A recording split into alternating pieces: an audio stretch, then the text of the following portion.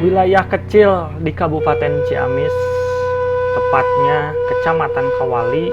Siapa sangka pada zaman itu pernah menjadi pusat kerajaan besar di Tatar Sunda, yaitu Kerajaan Galuh, dan tercatat menjadi pusat kerajaan yang terakhir sebelum berpindah ke Pakuan Pajajaran di Bogor.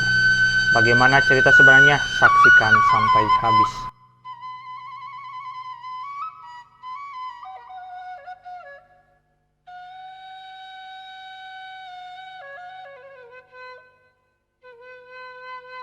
Kerajaan Galuh, Mandala Kawali menjadi ibu kota kerajaan. Kawih Panikes dan Bujangga Manik merupakan dua naskah lontar Sunda kuno yang menuliskan istilah Mandala di dalam isi teksnya. Mandala pada kedua naskah tersebut digambarkan sebagai lembaga pusat pendidikan di dalam wilayah pemukiman atau pedukuhan yang diperuntukkan bagi kaum intelektual dan agamawan. Pada naskah Kawih Panikes bisa ditemukan kalimat Rina Dina Bukit Palasari Mandala si Pasekelan. Di atas Bukit Palasari ada mandala bernama Pasekelan. Pangeran Jaya Pakuan, seorang pangeran kerajaan Sunda yang dikenal dengan nama Bujangga Manik, memilih jalan hidup sebagai pendeta pertapa. Ia pada perjalanan spiritual di abad ke-15 Masehi mencatat bahwa banyak sekali kawiwan dan mandala sebagai institusi pendidikan yang ditemukan pada masa itu, dan salah satunya adalah Mandala Puntang di wilayah Bandung Selatan. Masyarakat Sunda pada masa lampau membangun punden berundak sebagai produk kebudayaan yang merupakan esensi dari pembebasan manusia terhadap dikotomi dimensi subjek-objek semesta. Dan hal tersebut berangkat dari konsepsi kabuyutan sebagai mandala pusat benih, manusia sebagai cerminan dari mikrokosmos replika bagian, merupakan bagian dari makrokosmos. Hal itu sebagai bukti bahwa masyarakat Sunda pada masa lampau memahami alam sebagai bagian dari struktur hierarki semesta. Manusia Sunda sudah mengetahui akhir dari apa yang akan mereka tuju.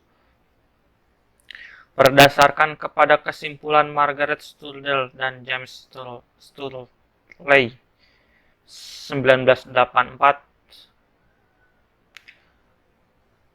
mendefinisikan mandala sebagai suatu tempat ritus yang memiliki pemisah antara area tertentu berbentuk melingkar ditunjukkan agar tetap terjaga kesakralannya. Mandala digambarkan pula sebagai lingkaran raja, sebuah refleksi klaim otoritas ilahi terhadap seluruh semesta. Mandala selalu menempati sebuah area hutan kecil, suatu tempat bersemayamnya para roh leluhur sebagai pelindung, yang secara tata ruang selalu terdapat elemen-elemen perlengkapan ritus seperti kursi dari batu. Berdasarkan konsep mandala tersebut, berpendapat bahwa kerajaan Tatar Sunda lahir dari Sasakala Parahyang. Apabila Sasakala diartikan sebagai pusaka, maka Tatar Sunda merupakan pusaka titipan dari para karuhun. Seperti yang sudah dibahas pada bagian sebelumnya, bahwa pasca Pasundan bubat, Prabu Bunisora Suradipati membawa Nisikala Wastukancana yang baru berusia 7 tahun ke Kawali selain agar tidak terus berduka. Di Kawali, Nisikala Wastukancana mendapatkan berbagai pendidikan untuk dipersiapkan oleh Bunisora, paman sekaligus mertuanya. Sebagai putra mahkota kerajaan Galuh pada masa tersebut, Kawali merupakan suatu padepokan kabataraan atau kabuyutan di bawah otoritas lembaga keramaan sekaligus berupa padepokan kawikuan di bawah tanggung jawab lembaga karsian yang disebut sebagai mandala. Mandala Kawali membentuk Nisikala Wastukancana menjadi seorang pribadi yang pintar dalam segala bidang ilmu pengetahuan sekaligus memiliki bijaksana dan puncak kesalehan, sehingga digambarkan oleh naskah carita Parahyangan dengan kalimat Brata Sia Puja Tanpa Lum, ia berpuasa dengan bertapa belajar tidak mengenal batas. Pada saat mencapai usia 14 tahun, Kalawatu Kancana menjalankan penobatan sebagai raja kerajaan Galuh dengan prosesi pemasangan mahkota Sang Hyang Pake. Setelah sah menjadi raja, ia menjadikan Mandala Kawali sebagai pusat pemerintahan kerajaan Galuh, ibu kota kerajaan. Lalu melakukan rekonstruksi dengan memperindah kompleks keraton Surawisesa dan membangun parit pertahanan di sekeliling kota seperti yang dikisahkan pada Prasasti Kawali I. Pembangunan infrastruktur sektor perekonomian. Galuh Pakuan sebagai sebuah pusat kerajaan akan sangat membutuhkan fungsi-fungsi pendukung gerak kota seiring dengan perkembangannya yang lahir dari kebutuhan penghuninya dan kemudian membentuk pola-pola aktivitas baru. Secara tinjauan morfologi, sebuah kota Galuh Pakuan bergerak maju dengan sangat dinamis. Bukti tersebut ditandai dengan munculnya fungsi-fungsi baru seperti pasar sebagai pusat perekonomian dan interaksi masyarakat. Kemudian depo logistik seiring semakin berkembangnya sektor pertanian dan kebutuhan pangan kota. Lalu pusat kerajinan yang lahir seiring kondisi perekonomian yang sehat dan stabil. Dan terakhir fasilitas penjara sebagai bagian dari pelayanan keamanan dan menjaga stabilitas kota. Pasar Kawali yang lokasinya pada saat ini tidak pernah mengalami perpindahan lokasi sejak dibangun pada masa awal perkembangan kota Galuh Pakuan, serta termasuk ke dalam suatu kawasan dengan yang diduga sebagai gerbang kota sangat mungkin merupakan sebagai pusat perekonomian pada masa kota Galuh Pakuan dari awal berdiri sampai dengan masa akhir kerajaan Galuh. Desa Lumbung dan Desa Lumbung Sari, Kecamatan Lumbung, Kabupaten Ciamis secara toponimi memiliki keterkaitan dengan perjalanan sejarah kerajaan Galuh.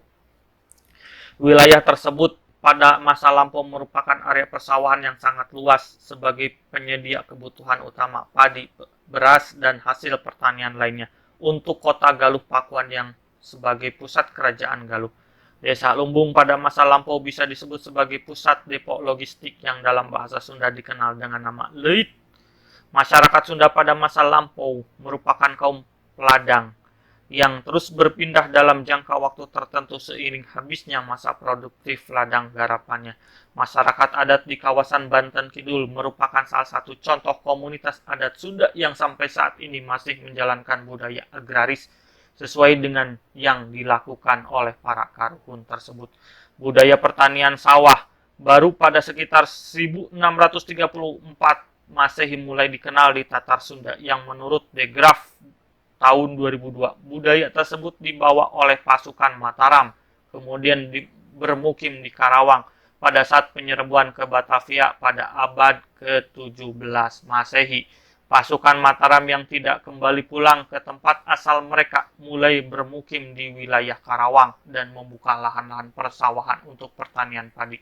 Dengan dugaan bahwa wilayah Lumbung sebagai penghasil padi dengan corak wet race kultur fashion pada masa kerajaan Galuh pada abad ke-14 Masehi menjadi bertolak belakang dengan tesis De Graaf yang berkesimpulan bahwa budaya persawahan di Tatar Sunda baru diperkenalkan pada abad ke-17 Masehi.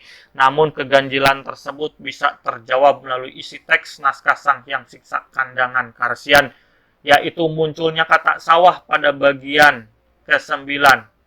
Kalimat pada bagian ke-9 Sang Hyang Siksa Kandangan Karesian tersebut berbunyi, jaga urang nyieun sawah eta sangkan kadar te sangsara.